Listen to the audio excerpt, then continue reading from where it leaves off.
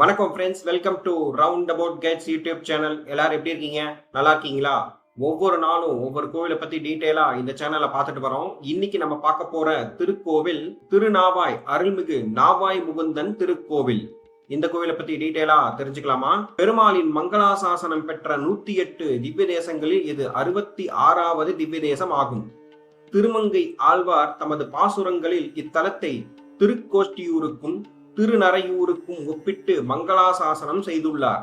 கேரளாவில் இந்த தலத்தில் மட்டும்தான் லக்ஷ்மிக்கு தனி சன்னதி உண்டு என்கிறார்கள். கோவிலின் சுற்றுப்பகுதியில் கணபதி, லக்ஷ்மி, ஐயப்பனுக்கு சன்னதிகள் உண்டு.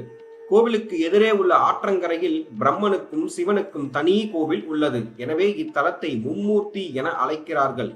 மிக பழமையான இக்கோவிலின் உட்புற சுவர்களில் காலத்தினால் அழியாத பல ஓவியங்கள் இன்றும் உள்ளன. காசியில் நடப்பதைப் போலவே இத்தலத்தில் ஏராளமானவர்கள் முன்னோர்களுக்கு பித்ரு தர்ப்பணம் கொடுக்கிறார்கள். கேரள மாநிலத்தில் பித்ரு தர்ப்பணம் கொடுப்பதில் இத்தலம் முதன்மை வகிக்கிறது. ஒரு முறை 9 யோகிகள் சேர்ந்து பெருமாளை நினைத்து தவம் செய்துள்ளனர். எனவே இத்தலம் நவயோகிகள் ஸ்தலம் என்று அழைக்கப்பட்டது. இதுவே காலப்போக்கில் நாவாய் ஸ்தலம் ஆனது. இதை தற்போது திருநாவாய் என அழைக்கிறார்கள். இத்தல பெருமாள் கிழக்கு நோக்கி நின்ற கோலத்தில் அருள் பாலிக்கிறார். இவருக்கு மேலே உள்ள விமானம் வேத விமானம் எனப்படுகிறது. இவரை லக்ஷ்மி, கஜேந்திரன், நவயோகிகள் தரிசனம் செய்துள்ளனர். இக்கோவிலின் தல வரலாறை பார்ப்போம். முன்னொரு காலத்தில் மகாலட்சுமியும் கஜேந்திரனும் தாமரை பூக்களை பறித்து பெருமாளை பூஜித்து வந்தனர். இதில் ஒரு முறை கஜேந்திரனுக்கு அர்ச்சனை செய்வதற்கு பூக்கள் கிடைக்காமல் போனது. இதனால் வருத்தமடைந்த கஜேந்திரன் பெருமாளிடம் தனது நிலையை கூறி வருத்தப்பட்டான். உடனே பெருமாள் லட்சுமி தேவியை அழைத்து இனிமேல் பூ பறிக்க வேண்டாம், கஜேந்திரனுக்காக விட்டுக்கொடு என்று கூறினார். லக்ஷ்மியும் அதன்படி செய்தாள். இதனால் மகிழ்ந்த கஜேந்திரன் தினமும் ஏராளமான பூக்களை பறித்து பெருமாளை அர்ச்சித்து வந்தான். பூஜையின் போது பெருமாள் லக்ஷ்மி தேவியை தன்னுடன் ஏக சிம்மாசனத்தில் அமரச் செய்து கஜேந்திரனின் பூஜையை ஏற்று தரிசனம் தந்ததாக புராண வரலாறு கூறுகிறது.